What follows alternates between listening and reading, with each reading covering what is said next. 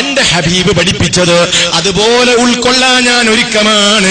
ആര് എതിര് പറയട്ടെ, ആര് വിമർശിക്കട്ടെ, ആരതിന്റെ പ്രാധാന്യം കുറക്കട്ടെ, എനിക്കത് വിഷയമല്ല. എന്റെ ഹബീബ് ചെയ്തോ എങ്കിൽ ഞാനത് ചെയ്യാൻ ഒരുക്കമാണ്, എനിക്കതിനോട് മഹബ്ബത്തുണ്ട് എന്ന സമീപനമല്ലേ നമുക്ക് വേണ്ടത്. ഓരോ സംഗതികളും അതിന് വേണം. പക്ഷേ നമ്മൾ ദുനിയാവിനാ പ്രാധാന്യം കൊടുക്കുന്നത്, നമ്മൾ ആഖിറത്തിലേക്ക് വേണ്ടിയുള്ള ഒരുക്കമില്ലെന്നാ പറയുന്നത്. നമുക്ക് ദുനിയാവിൽ താടി വെച്ചാൽ ഭാര്യയ്ക്ക് ഇഷ്ടമല്ല, താടി വെച്ചാൽ ഉമ്മക്ക് ഇഷ്ടമല്ല. ഉമ്മ പറയുന്നു, ഓ മോനെ നീ ഒന്ന് വയസ്സായ ആളെ പോലെയുണ്ടല്ലോ. ഭാര്യ പറയുന്നു, നിങ്ങൾ താടി വെച്ചാൽ ഒരു കോലവുമില്ല, എന്തിനാണ് നിങ്ങൾ ഇങ്ങനെ താടി വെക്കുന്നത്? അപ്പോഴതാ നമ്മുടെ മനസ്സിൽ ഓർമ്മ വരുന്നു, എന്റെ നേതാവ് പഠിപ്പിച്ച സുന്നത്തല്ലേ, എന്റെ നേതാവ് പഠിപ്പിച്ച ചര്യയല്ലേ ഞാനത് വെക്കൽ. എനിക്ക് ഈ ദുനിയാവിലെ നിസാരമായ സൗന്ദര്യമല്ലല്ലോ പ്രശ്നം, ഖബറിലേക്ക് കൊണ്ടുപോയി വെച്ചാൽ എന്റെ ശരീരം പുഴുക്കൾ വരാനുള്ളതല്ലേ, മണ്ണ് തിന്നു തീർക്കാനുള്ളതല്ലേ. അതുകൊണ്ട് ആഖിറമാണല്ലോ എന്റെ പ്രശ്നം. അതുകൊണ്ട് എന്റെ നേതാവ് പറഞ്ഞ കൽപ്പന ഉൾക്കൊള്ളാൻ ഞാൻ തയ്യാറാണ്. അവിടെയാ നമ്മൾ വേണ്ടത്, അവിടെയാ നമ്മൾ നിലനിൽക്കേണ്ടത്. ഇപ്പോഴും നമ്മുടെ സഹോദരന്മാർക്ക് പലർക്കും സുന്നത്തിനോടുള്ള കണിശത ഇപ്പോഴും നഷ്ടപ്പെട്ടു പോയിക്കൊണ്ടിരിക്കുന്നു എന്നൊരു സംശയമുണ്ട് അല്ലേ?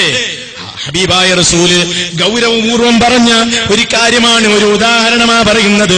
താടിവെക്കൽ മാത്രം എന്തേ നിങ്ങൾ ഇങ്ങനെ സംസാരിച്ചു എന്ന് പറയണ്ട, ഗൗരവമുള്ള ഒരു വിഷയം ഞാൻ ഓർമ്മപ്പെടുത്തിയതാണ്. ഇസ്ലാമിന്റെ ശത്രുക്കൾ പലരും അതാ ഇസ്ലാം ഭീകരവാദമായി ചിത്രീകരിക്കാൻ ഇസ്ലാമിന്റെ താടിയെ അവര് വിമർശിക്കാറുണ്ട്. മുസ്ലിമീങ്ങളുടെ താടി മാത്രമേ അവർക്കതിന് കാരണം പറയാനുള്ളൂ. ലോകത്ത് പലരും താടി വെച്ചിട്ടുണ്ട്, പക്ഷേ അതൊന്നും ആ ഒരു ഭീകരതയായി ചിത്രീകരിക്കാറില്ല. ലോകത്തെ മനുഷ്യരെ ചുട്ടുവന്ന, അല്ലെങ്കിൽ ലോകത്തെ ഒരുപാട് മനുഷ്യന്മാരെ ചുട്ട് അതിദാരുണമായി വധിച്ച ഹിറ്റ്ലർ എന്ന ധിക്കാരി താടിക്കാരനായിരുന്നു. പക്ഷേ അതൊരു തീവ്രവാദമായി ലോകത്താരും പറയാറില്ല. ലോകത്ത് തോന്നിവാസം ചെയ്ത പലരും താടി വെച്ചവരായിരുന്നു. അതൊന്നും താടി ഒരു ഭീകരവാദത്തിന്റെ സിംബലാണെന്ന് പറയാൻ ആരും പറയാറില്ല. എന്നാൽ ഏതെങ്കിലും ഒരു പാവപ്പെട്ട മുസൽമാൻ അള്ളാന്റെ റസൂലിനോടുള്ള ഹബീബിനോടുള്ള മഹബ്ബത്ത് കാരണം താടി വെച്ചാൽ അത് ഭീകരവാദത്തിന്റെ സിംബലായി. ലോകത്തെ ഏതെങ്കിലും തെമ്മാടികള് താടി വെച്ചിട്ട് വല്ല തോന്നിവാസവും ചെയ്തെങ്കിൽ അതൊക്കെ ഇസ്ലാമിന്റെ ശിയാറിനെ തള്ളിപ്പറയാൻ ചില ആളുകൾ ഉപയോഗിക്കാറുണ്ട്. ഇത് ഇസ്ലാമിന്റെ പുറത്ത്. എന്നാലോ ഇസ്ലാമിന്റെ അകത്ത് ചില ചങ്ങാതിമാര് പറയുന്നു, താടിവെക്കലൊന്നും അത്ര പ്രാധാന്യമല്ല, താടിവെക്കലൊന്നും അതത്ര വിഷയമുള്ള കാര്യമല്ല, അതൊന്നും മുസ്ലിം സമുദായം ഗൗരവമാക്കി കണക്കിലെടുക്കേണ്ടതില്ല എന്ന് ഏതോ ഇബ്ലീസിന്റെ ദുർബോധനം കൊണ്ട് പ്രസംഗിക്കുന്നവര് മനസ്സിലാക്കിക്കൊള്ളണം. നമ്മുടെ ഹബീബിനെ പരലോകത്ത് വെച്ച് കാണണ്ടേ, ഹബീബിന്റെ കൂടെ സ്വർഗത്തിൽ പോകണ്ടേ. മഹാനായ നേതാവ് അവിടുന്ന് ധാരാളക്കണക്കിന് കൽപ്പനകളിലൂടെ നമ്മളോട് പറഞ്ഞ കാര്യമാണ്. എന്റെ ഉമ്മത്തെ നിങ്ങൾക്ക് എന്നോട് മഹബ്ബത്തുണ്ടോ എങ്കിൽ താടി വളരാൻ അനുവദിക്കണേ, താടി വളരാൻ അനുവദിക്കണേ. ഹദീസിനെ ചർച്ച ചെയ്ത മഹാന്മാരായ മുഹദ്ദിസുകൾ പറഞ്ഞില്ലേ, കൽപ്പനാരൂപത്തിലാ വന്നത്. അംറിന്റെ സീഗയാ ഉപയോഗിച്ചത്.